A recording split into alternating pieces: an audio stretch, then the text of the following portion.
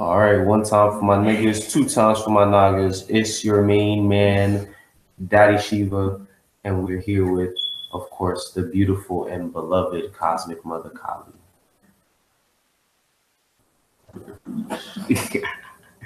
But all right, this is the Jupiter and Scorpio Tantric Revolution webinar.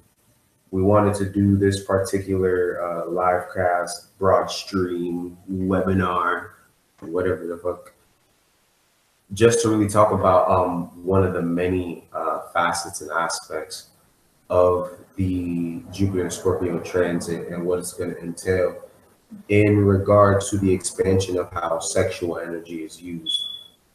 In particular, speaking about how sex can be used as an occult practice, you know what I'm saying, really Sex bringing magic. back, like, yeah, sex magic, really bringing that back into the forefront, and the magical ways with which we can use not only sex, but sexual energy as an archetype.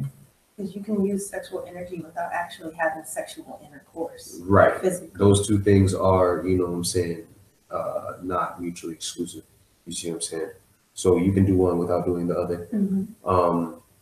So it's really about overall the way we view, expanding the way we view, you know what I'm saying, sexual energy, really facing the way we've demonized and placed sexual energy in the shadow.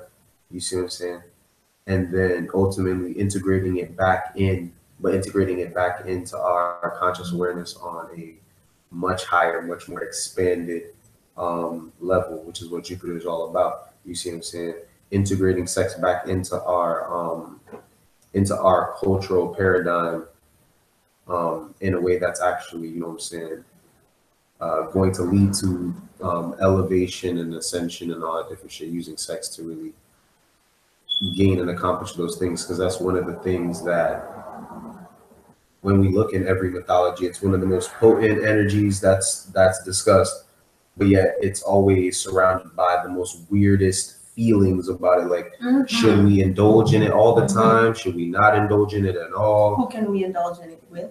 Where's the line to draw with what's acceptable and what's not acceptable based on our social whatever the fuck? You see what I'm saying?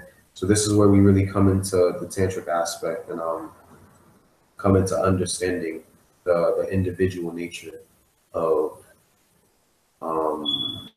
your soul, and understanding, you know, the individual way that your soul is going to choose to express its sexuality. You see what I'm saying? But you ultimately, yeah, a holistic approach, because you honestly have to really view all sides of sexuality as an archetype in order to truly understand how it relates to you and how it expresses itself and moves through you as the creative force of the universe. Because that's ultimately what we're talking about when we're talking about sexual energy. We're talking about the creative force that brings all things into manifestation. That combination of positive and negative forces that manifest form on that regard. So I'm going to start, and mind you, this is going to be an installment in a series of talks about not only the different aspects of what's going to happen in Jupiter and Scorpio transit, because Jupiter is not only expansions, but it's also like the aspect of luck and fortune and fame and shit like that. Scorpio is dealing with the aspects of death, the underworld, the hidden creative potential, the imagination, the shadow self. You see what I'm saying?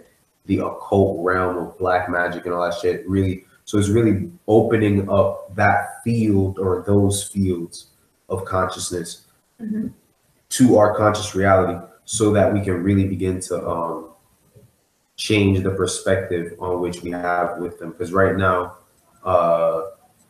we have a very fixed perspective on how we view some of those things. You see what I'm saying? Some of those more the perspective that was given to us through right, social programming. Right. We have a very twisted view on the more right brain aspects of self. You see what I'm saying?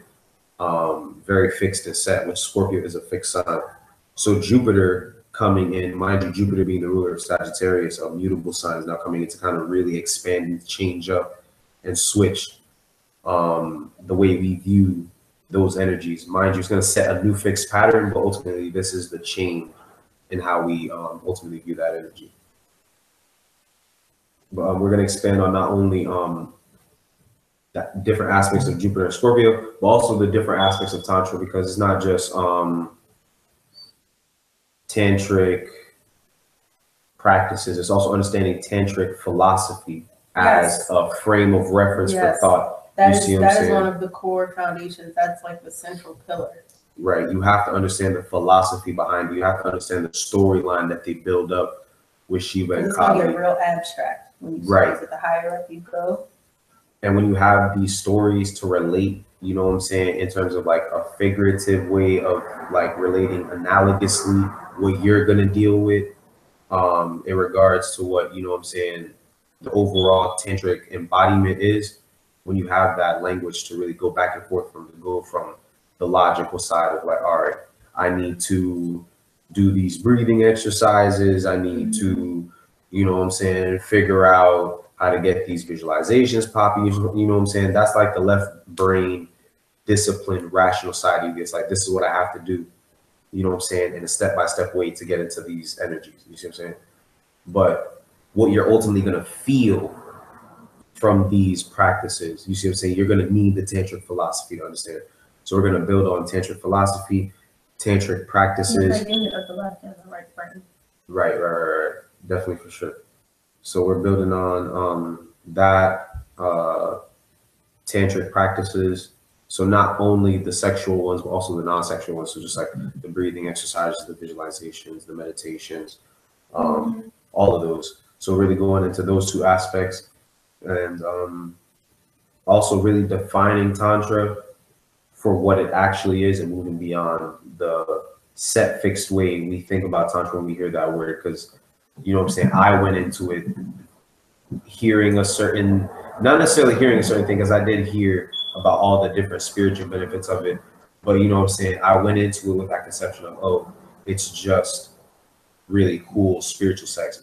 But nah, it's a lot greater than that. It's a lot more than that, as I've come to not only experience how the magic works, but also learn more about the more, I guess you say, the more logical left brain side of it, being able to get these texts and decipher them myself and read through them and all that different stuff. So how do you get the chat? The chat is on the thingy back there. More than likely. I mean, no, I don't even care for the chat. We'll do that at the end. They should be taking notes and writing shit down. They're facts. Facts. So for this section right here, we're really defining what Tantra is and what Tantra isn't, and what, you know, and you know what I'm saying, like the pillars, like the main pillars of Tantra and how they work. So I'm going to just start, and I'm just going to read it and just jump in wherever you feel best. I'll jump out wherever I feel best. All right. So what is Tantra? Tantra literally means technique in Sanskrit. So right off the jump, Tantra has, in its purest state, has nothing to do with sex. Multi-purpose word. You can have tantric anything. You can have tantric anything. I take tantric showers.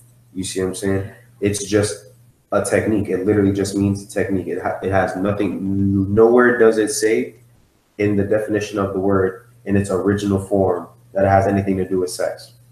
So Tantra is any practical technique used for having a direct experience with the divine, as opposed to an intellectual rationalizing of the divine that requires no direct experience at all. In Tantra, the only way to truly know is by becoming that which you wish to know. Becoming that of which you wish to know. You have to be it. The only way you can be it is if you fully submerge yourself into all that it is. Not just the cute shit, not just the love and light shit, but the dirty shit, the nasty shit, the lust, the greed, the death. That's a part of it. And if you really want to be your highest self and bring that shit down here, You have to, all of it, encompass it. You have to, boom. You have to eat from the tree of knowledge of good and evil. You see what I'm saying? They give you the tree of life, right? Why isn't it the tree of life and death? You see, why isn't that tree holistic?